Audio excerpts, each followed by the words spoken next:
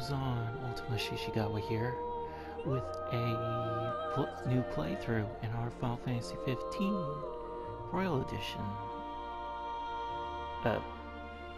playthrough. Yeah, I didn't think that one out. Anyway, this time we're going to be playing Final Fantasy 15 episode Ardyn. So, let's jump into this. We're going to do this on easy, because I'm not going to be getting killed all over the place. And plus it'll make it easier to collect shit. I'll read the little things. Having turned the Empire to shambles and shrouded the world in darkness, Ardyn, erstwhile healer of those who ailed, now sits atop the Lucian throne, denied him by the crystal some 2 millennia ago. Sorry if my voice is coming out quiet. It's because at the time I'm recording this, it is 6:30 in the morning and everyone is asleep. So, yeah.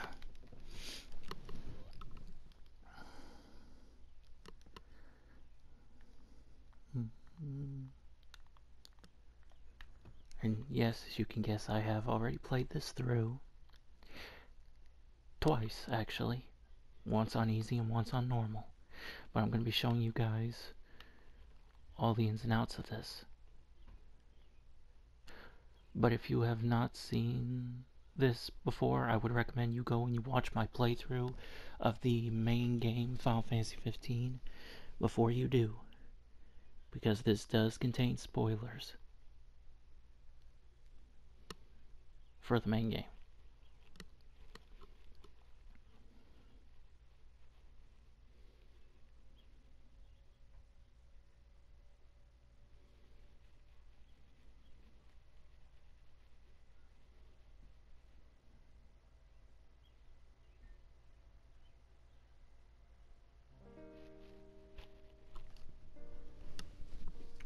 I'll shut the mic off so you can hear this. Long ago, there lived a man, blessed by the gods and revered by the people as their savior. His name was Ardyn Lucis Kylum, and he was to have served as the first king of Lucis.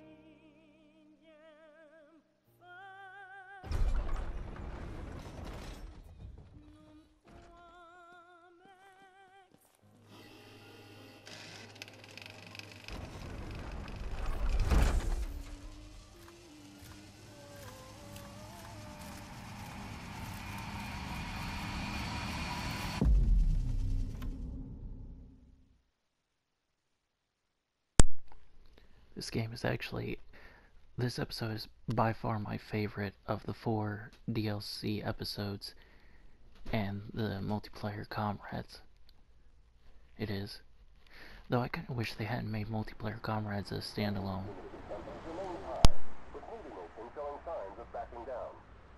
In other news, a member of the Border Patrol has been reported MIA since sometime before dawn this morning. The missing officer has been identified as 28-year-old Mars Sapientia. Although Officer Sapientia allegedly reported for duty at his appointed time, fellow officers say he disappeared soon after and has not been sighted since.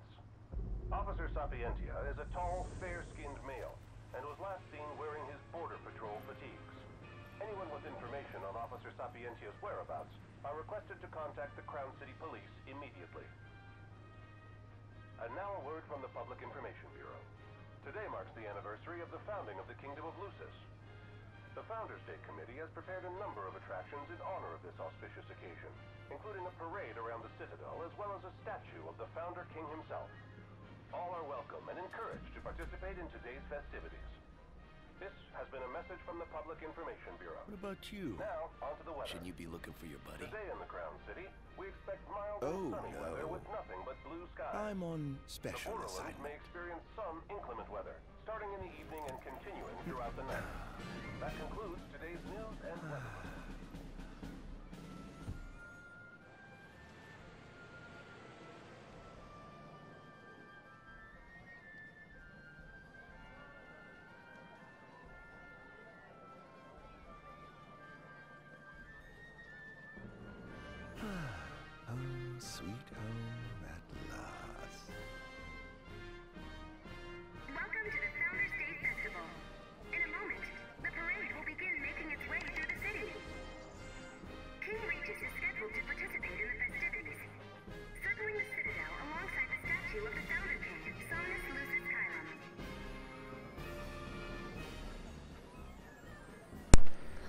So yes, as you can see, this episode takes place 30...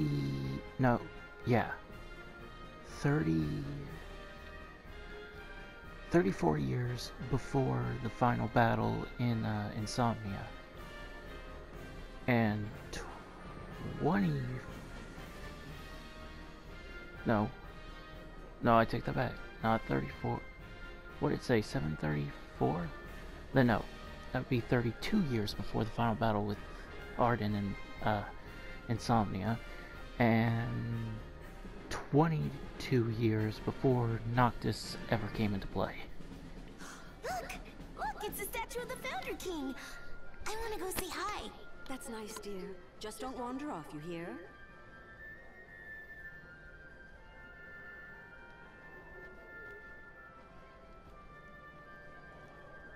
But yes, I have to say, this episode, like I said, is one of my favorites of all of the DLC episodes. But my only problem with this is the fighting mechanic. Well, not so much the fighting mechanic, but Ardyn, he's a bit clunkier, you could say. A bit slower with his attacks. Not as slow as Noctis when wielding a greatsword, but... I heard King Regis is going to be in the parade too. Let's head to Main Street. But let's just say not what I'm used to. Because with Noctis I'm used to fast pace. Not as fast as Ignis, but fast pace.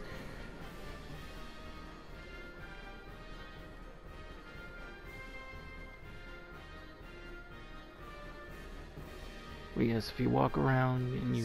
So this is the city Somnus built on the back of his own flesh and blood, just looking them free of care and unaware of the war beyond their wall.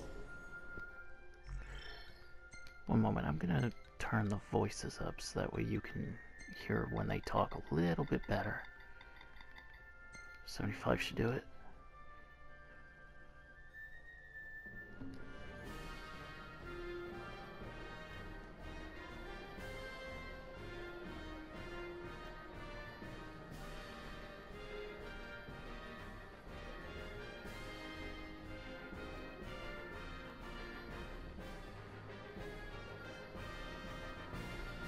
Yeah, I want to show you guys everything this has to offer. In order to ensure the safety of all festival goers, we ask that you please follow all staff instructions. Vehicular access will also be limited in some areas around the Citadel for the festival's duration. In addition, traffic will be stopped entirely during the parade.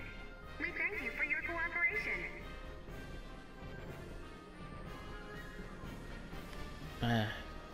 Another problem is that the controls, when you try to move, it seems like the controls just cut out completely, which can become a bit annoying. I'm not gonna lie.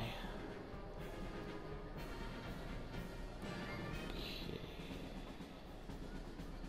What need is there to worry when brick and mortar blinds them to the suffering outside? Why venture out into the world when you feel so safe within? What a life to live.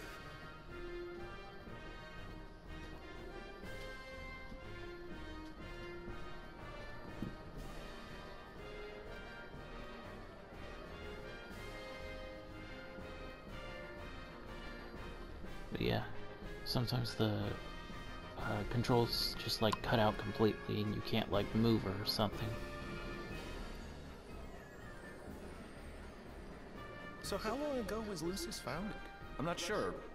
2,000 years ago, I think? Wow, that's like old.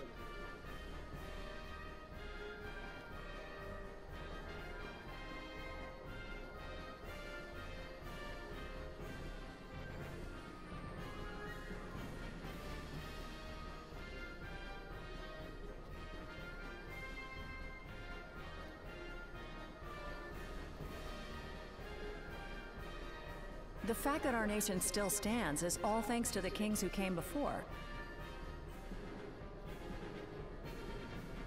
Okay, Can't go down there.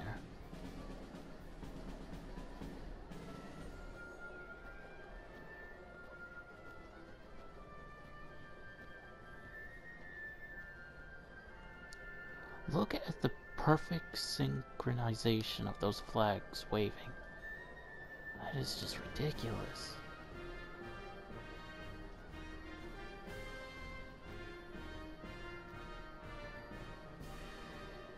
Ah, Somnus Lucis Kylum. Or at least the statue. This is the statue of the Founder King? I see the sculptor took quite a few liberties. Oh yeah, he's got like a little smart aleck comment for just about everything. So what do you think, son? Not every day you get to see the king's personal bodyguards up close. They're so cool! I want to be a royal guard someday.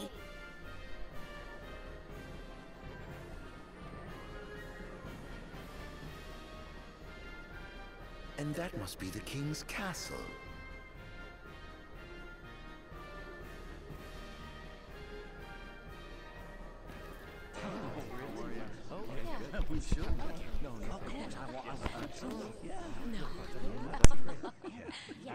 Now, let the fireworks begin!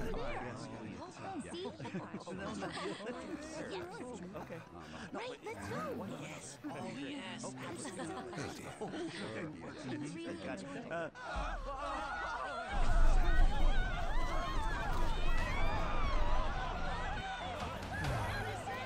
It freed the Infernium.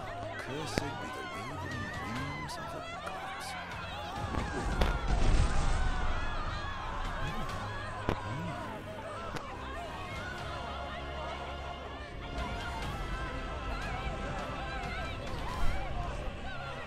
Final Fantasy 15, Episode Ardyn. The Tale of the Fallen King, Prisoner of Fate.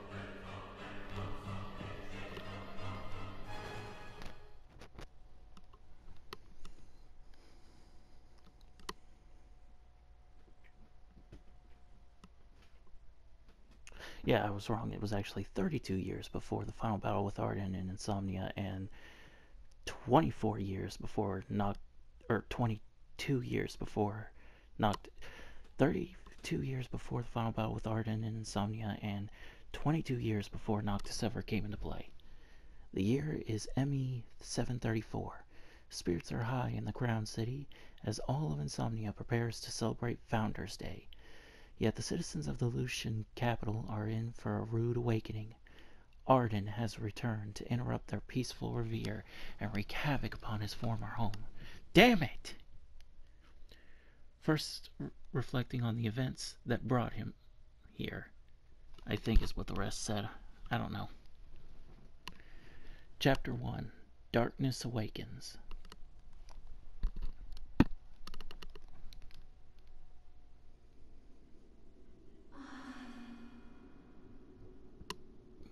Ardyn. Oh, Ardyn. You can't expect me to believe that. Oh, but I do. You have my word. Well, in that case...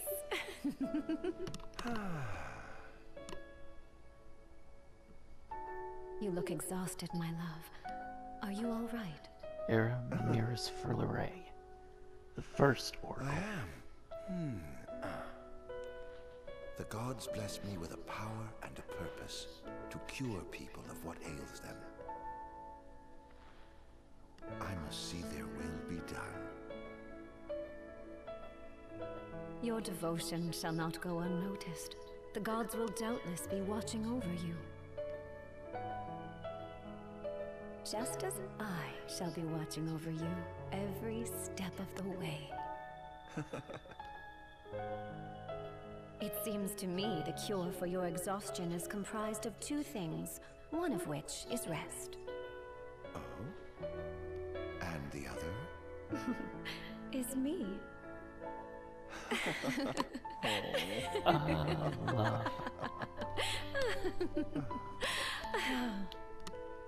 It is a beautiful and terrible thing at the same time. Oh, Era,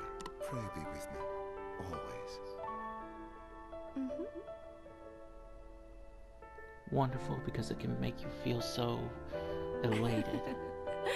But so terrible because it can cause you to do things you never thought you would do before. Just as we're about to find out.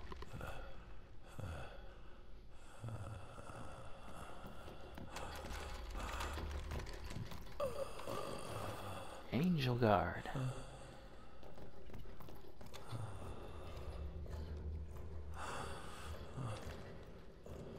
Forgot about this segment.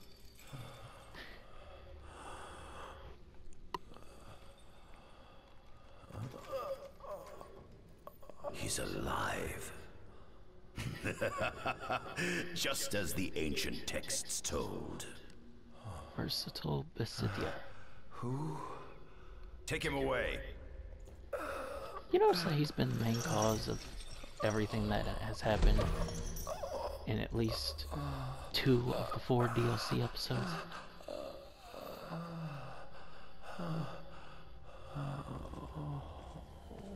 Just think. If Basidia had never set foot on Angel Guard, Ardyn would still be locked away on Angel Guard. Or at least until some other fool decided to go and see what it was all about. Don't touch me.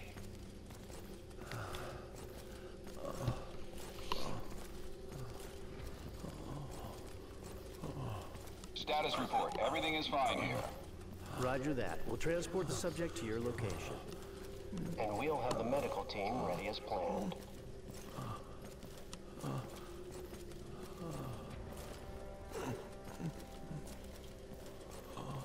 What's the situation over there?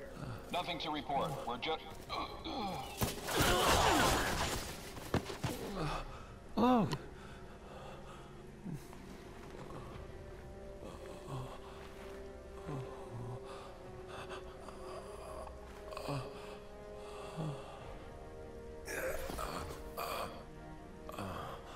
Adagium sighted! Adagium? Get it back in the cell, no matter what. We can't let that thing off this island.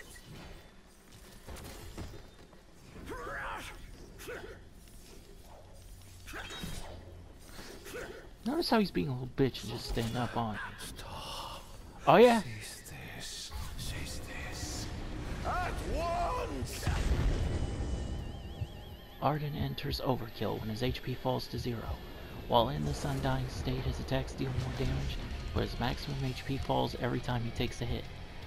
In other words, whereas in the main game when he plays Noctis and the others and their maximum HP starts draining when they hit 0, Ardyn does not do this. His maximum HP will only fall when he takes damage. When Ardyn's maximum HP falls to 0, the game is over. Oh, I never understood what that meant. Well, not the whole game over thing, I know what that means. I mean the picture. Because I was thinking, okay, but if Ardyn is immortal, then wouldn't that mean it's impossible for game over? That's what will happen if you get a game over.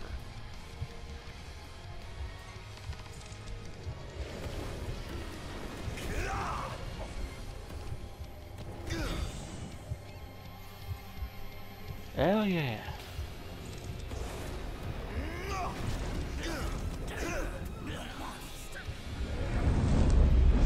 Yeah, that does some damage. But it's really only for this tutorial portion. I swear I hate these fucking dagger fucks. Enough! Such power. Out of my way! Oh, bitch! Yeah, you can parry him and fucking do that shit. Yeah, now watch this. This is fun. This is by far my favorite part of playing as Ardyn. Yeah! Enough!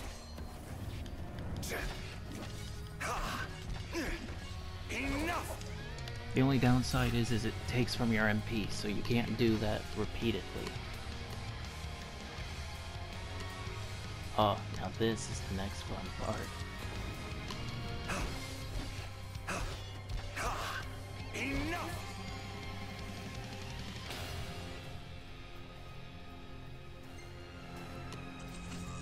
And then...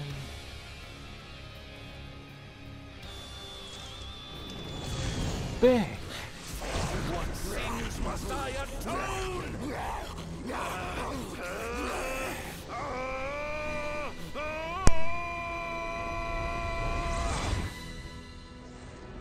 These memories are not my own. Could they be? Yes.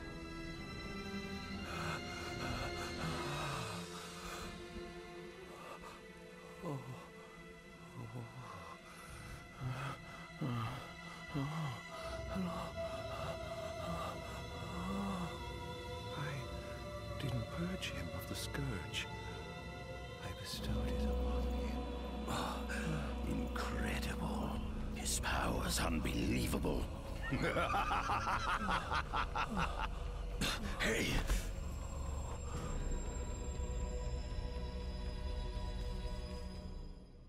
That's how it all began.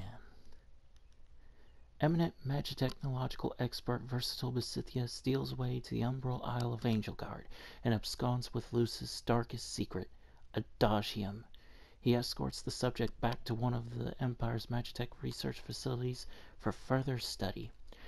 The name Adagium was given to Ardyn when his brother Somnus tried to erase him completely from history, basically to ensure that it seemed like he never existed. So the name Adagium was given to the monster locked away on Angelgard. If I'm to guess correctly, it means impure one. Basically, Ardyn's as corrupt as they come.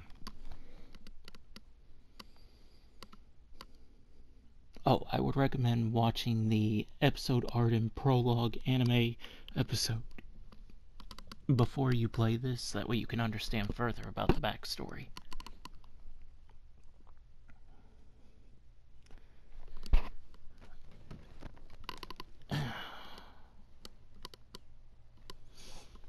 Oh, now you want to take forever to load? Chapter 2, Illusory Truth.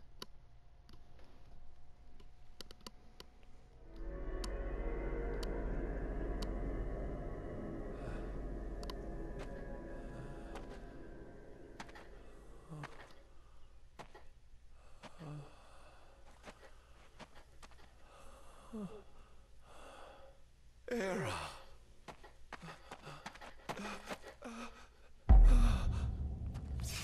Somnus. Forgive me, brother, but the throne seats only one. Era! Gods, no! Ardyn.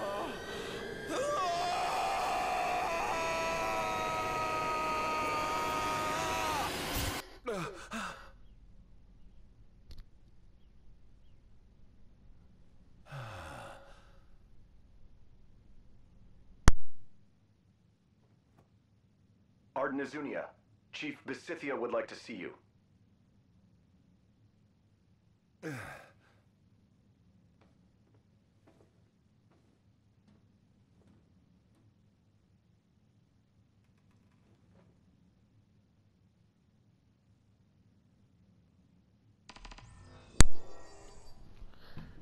But yes, for those of you who always wondered what the Mystic looked like without that armor on, that was the Mystic, Founder King Somnus Lucis Kylum. I will also be grabbing these.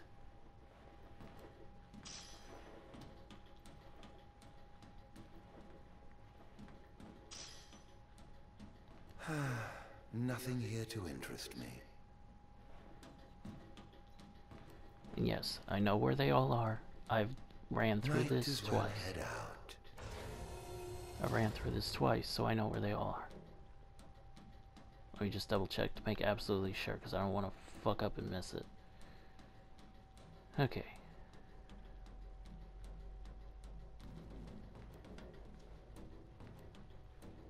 Big. I dare say this outfit wasn't tailor-made. Not the most enthralling view.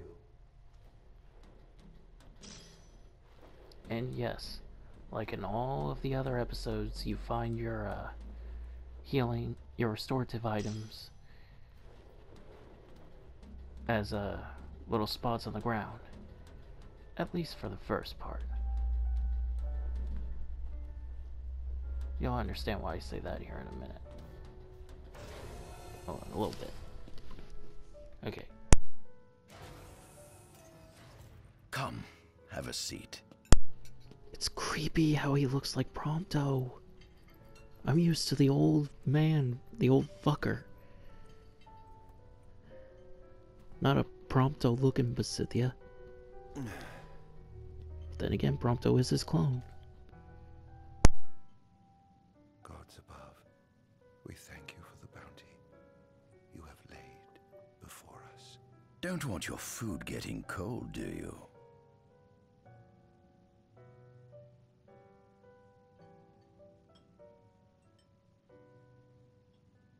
Are you enjoying your stay? No. You've been asleep for years. Learning to appreciate the waking world will take time. Perhaps I can help enlighten you while we dine.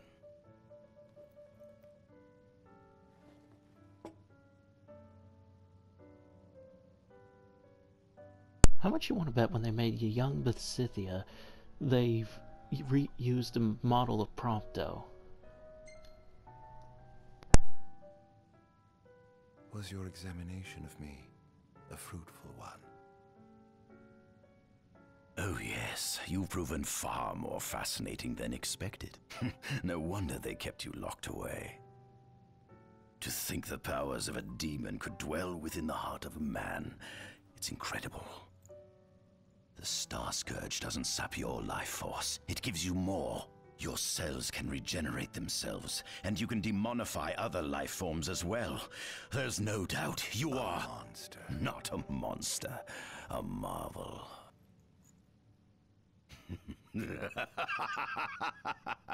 I can't wait to unravel all your mysteries.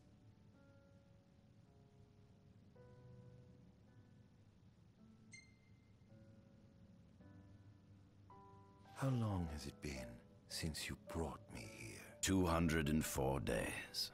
Roughly 7 months or so. Then again, the Lucians had you locked away in that prison for nearly 2 millennia. I'd be more surprised if you hadn't lost all concept of time. You must loathe those Lucians for what they did to you.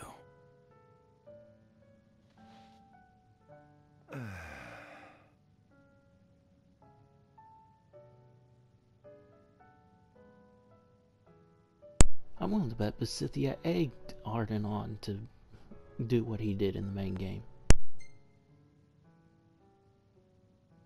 What is this food? Meat, cloned in this facility. Cloned? We cultivated somatic cells, used them as donors to fuse the nucleus transplant cells to the recipient oocytes, and then we... Enough! I've no ear for the ramblings of a lunatic. What is it you... And he calls him a lunatic? Hypocrite? Want from me anyhow. What about me interests you so? You said it yourself, didn't you? You were chosen by the gods. And frankly, with powers like yours, I'd say you're nearly a god in your own right. We need those powers that you possess.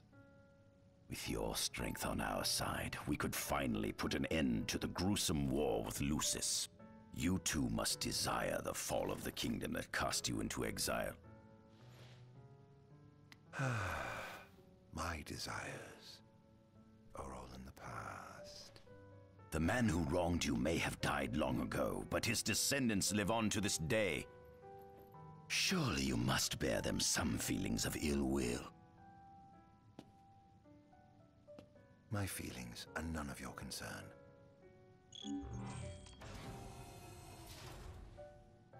Come along. If I was trapped in a prison like that for 2 millennia, being unable to die, I would be upset at the people who imprisoned me too. But I wouldn't go that as far as try to fucking kill every last one of them.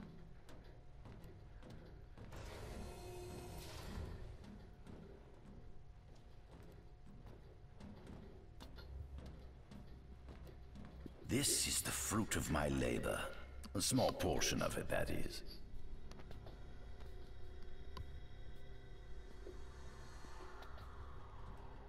I envy you. A human life is too short to truly understand all there is to know about the world. Go on, have a look. If anyone else noticed Besithia glitch a bit like that, let me know in the comments. That way I know I'm not the only one who sees it. Actually, let me know if you spot any glitches at all throughout this playthrough.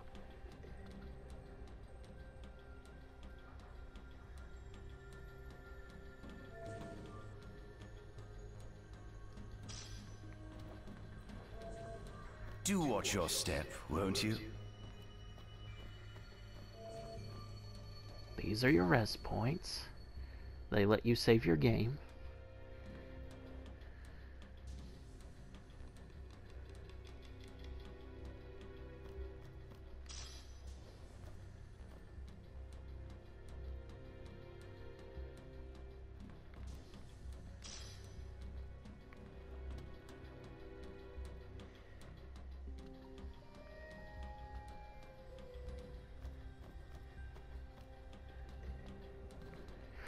I wish that they would put like an update in the game where you could switch between your Noctis's fighting style and Ardyn's. Like you could actually use Ardyn's fighting style as Noctis.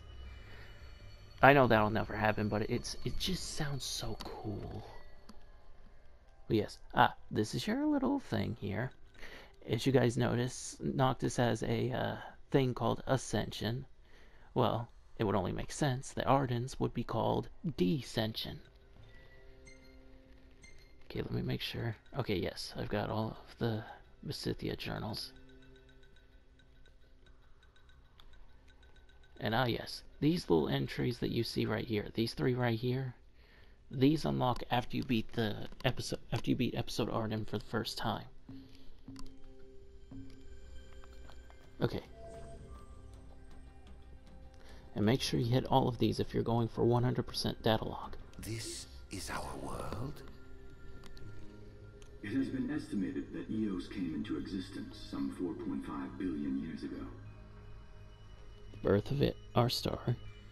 The descent of the Astrals. Ancient myths tell tales of 6 protector gods who first alighted upon Eos in the ancient Solheim era. The birth of mankind.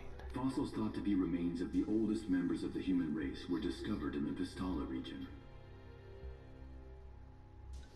The blessing of fire. Some claim that humans discovered fire in the Sukarp region even before the dawn of the Solheim civilization.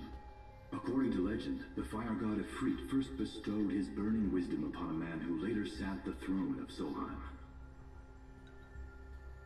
The rise of Solheim. Yeah, I wish they would make like one more DLC episode that lets you play in Solheim, like in the past. The mechanized civilization of Solheim is presumed to have originated in the Disgaea and Klang regions.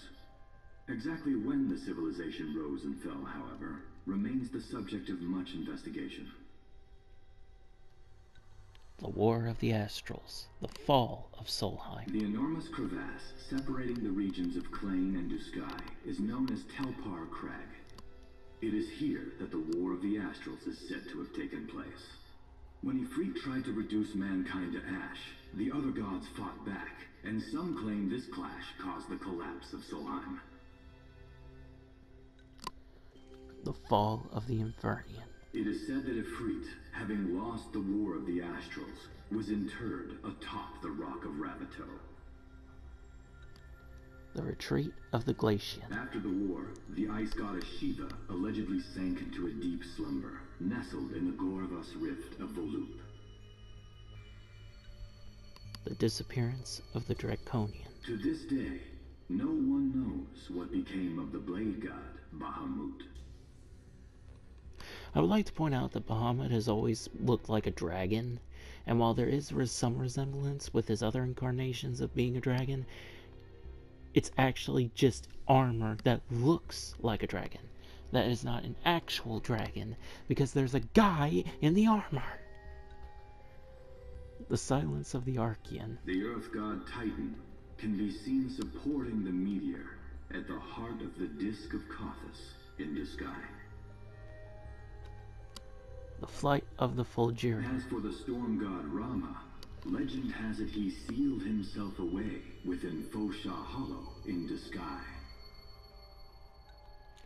The slumber of the Hydrian. The sea goddess Leviathan disappeared in the wake of the war. Some say she swam below the waves and slumbers beneath the city of Altisha. The founding of Lucis. Some 2,000 years ago, the gods granted Somnus Lucis Kylum 2 gifts. The sacred stone and ring. With these in hand, he founded the kingdom of Lucis. In the centuries since, Lucis has managed to expand its territory while struggling to suppress a parasitic plague. As of ME 722, Mor's Lucis Kylum sits the throne as the 112th monarch of his line. Regis Lucis Kylum is King Mor's firstborn son, and first in line to succeed his father. Another thing too, you've seen in like the Kingsglaive movie and even in the early cutscenes of the main game, how Regis could use actual magic instead of those fucking elemental grenades that you use as Noctis. I wish they would update the ring to where you can do that, but you have to have the ring equipped. I can understand that you have to have the ring equipped to do it, but I wish they would do that. The imprisonment of Adagium. Angel Guard, off the coast of Golden Key, is an uninhabited island that Lucians regard as sacred ground. Ancient texts tell of a monster known as Adagium supposedly sealed away within, but investigations into its existence have yet to provide conclusive evidence. The founding of Tenebrae. Soon after the establishment of the Kingdom of Lucis, House Fulleré founded the nation of Tenebrae. The Empire began its occupation of Tenebrae in ME 359, a move that was initially met with much apprehension. In order to assuage the dissenters, the Empire preserved the Oracle's home of Fenestala Manor. This concession was partially made for political purposes. House Fulleré enjoys close ties with the line of Lucis. The founding of Accordo. The Accordo Protectorate has developed into a bustling league of towns at the heart of maritime trade. In ME 606, the Empire won an important battle against the allied forces of Lucis and Accordo, and in turn, annexed the Protectorate.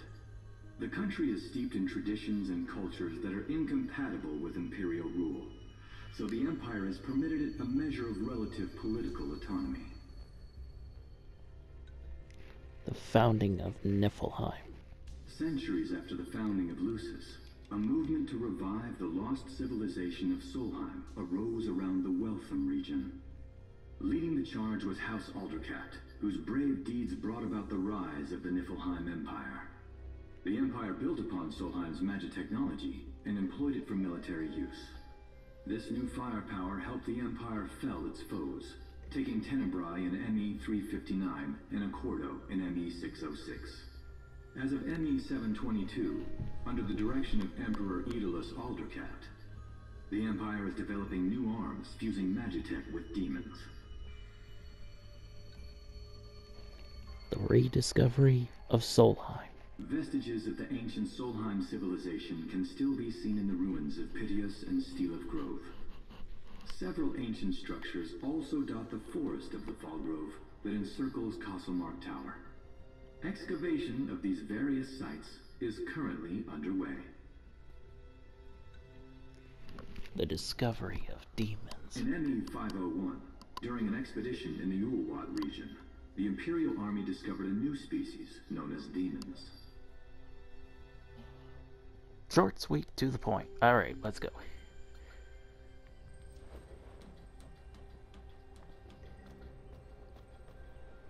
This painting look familiar to you guys? The king and his men. At center, we see what I presume to be Lucian warriors and the kings of yore. I've learned a great deal about the first king of Lucis, but I never knew he was second in line. It seems to depict a legend in which the chosen king dispels the darkness. If that's true, does that mean Lucis intends to someday stand above all others? Their trifling tales mean nothing in the face of our superior technology. Only we can restore balance to our world.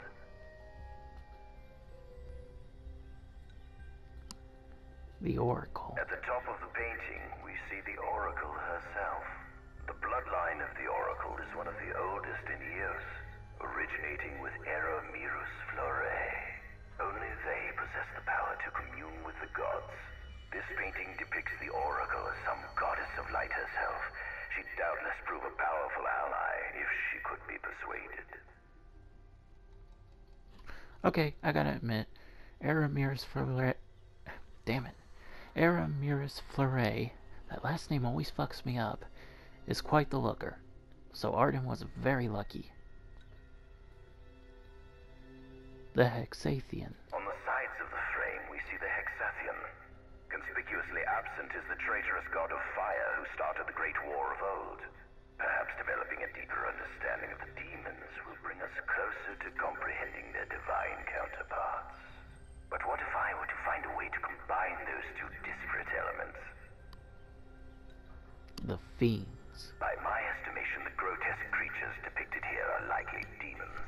Could this mean these monsters will be harbingers of the apocalypse? If only we could find a way to harness their power for ourselves. The line of Lucis was chosen to eradicate evil from Eos. And with the divine on their side, how could they fail?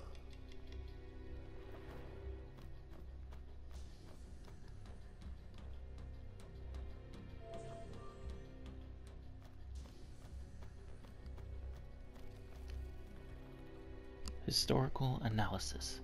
Demons were first officially recognized as a new species roughly 200 years ago. I'd just like to point out that when she said roughly and there was a bit of a pause between that, you could tell she was looking down at the paper she was reading from. To ancient texts, however, humans have suffered from a parasitic plague wrought by the demons for upward of 2 millennia. Demonification is caused by a mutant strain of plasmodia that takes root in living creatures and changes their cellular structures. Infected creatures begin to disperse miasmal particles, the spread of which is known as the Star Scourge. Basic characteristics. This model is a replica made from plaster poured into a demon-shaped cavity discovered deep underground.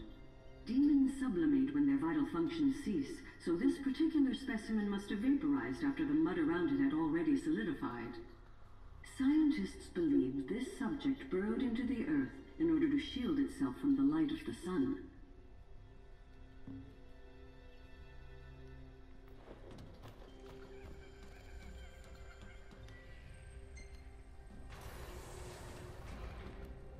The little goblin fuckers. Oh, they tried to show. Given the demon's aversion to light, they typically stick to the shadows until the sun fades and the night falls. Adagium, however, is different. Unlike his demon brethren, he can still function uninhibited in broad daylight. Of course, the ultraviolet rays harm him, much like they would any other demon. Yet his cells regenerate quickly enough to essentially negate the damage. It stings, like the light of the sun. Perhaps I'd best cover up. I'd always wondered what happened if sunlight hit those demons. And, well, when you play episode Ardyn, you finally find out.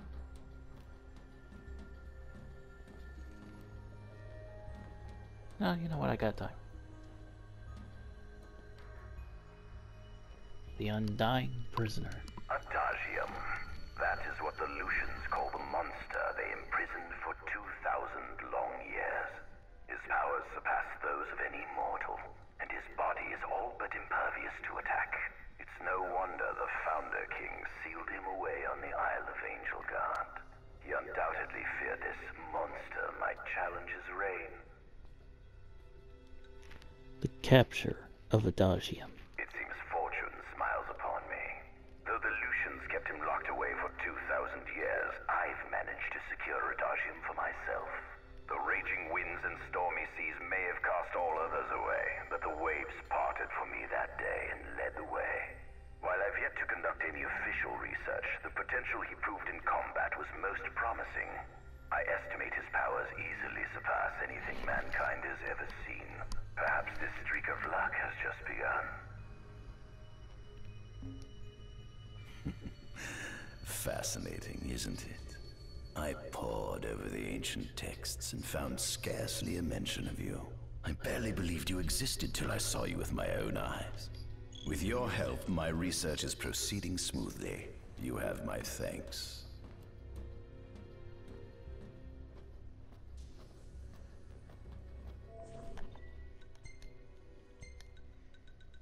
And yes, this all adds to the data log.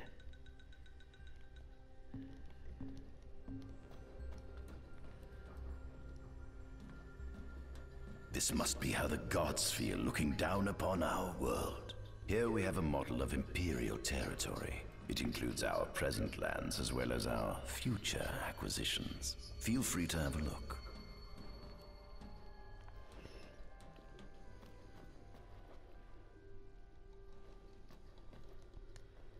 There's something you should see.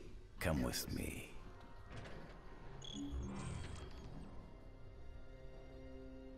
I found something most interesting on the Rock of Ravito. If my experiment on this specimen succeeds, it might provide the information you've been looking for. This way.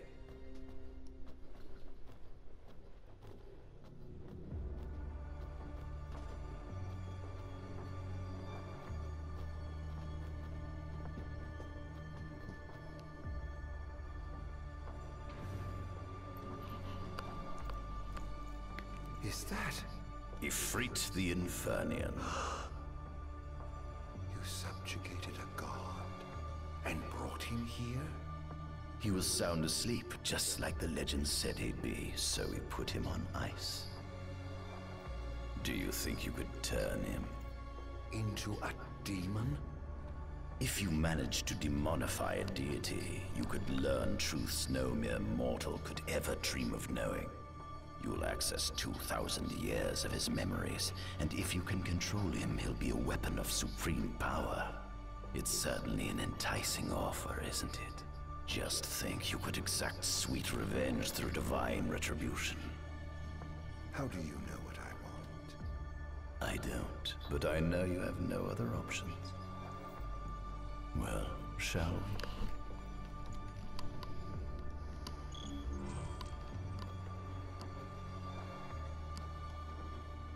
Come see the fruits of my Magitech research. This way. The ancient civilization of Solheim, forefathers of our magic technology, once flourished on this land. Had they not incurred the wrath of the gods, they may have remained prosperous to this day. And you wish to restore them to greatness? To surpass them, which is why I need you to lend me your strength. But I'm certain magic technology and demons are the keys to unlocking the door to a new future. Okay, well, real quick, we're gonna go up here.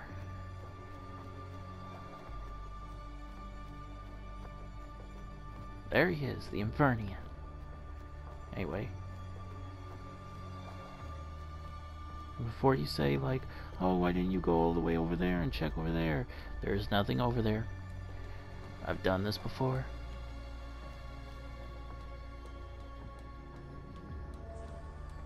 So I'm gonna come over here. And I'm gonna rest. And I'm gonna save.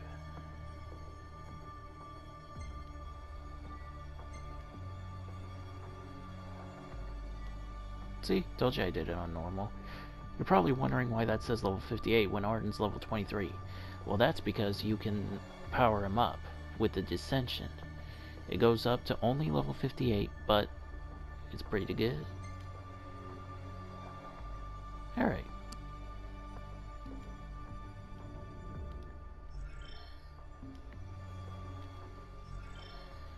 Well guys, I'm going to end the video off here, because it's actually been 46 minutes since I started this playthrough. So I'm running low on time. So I hope you all enjoyed. Please do like and subscribe, and have yourselves an awesome day. Peace. I'm out.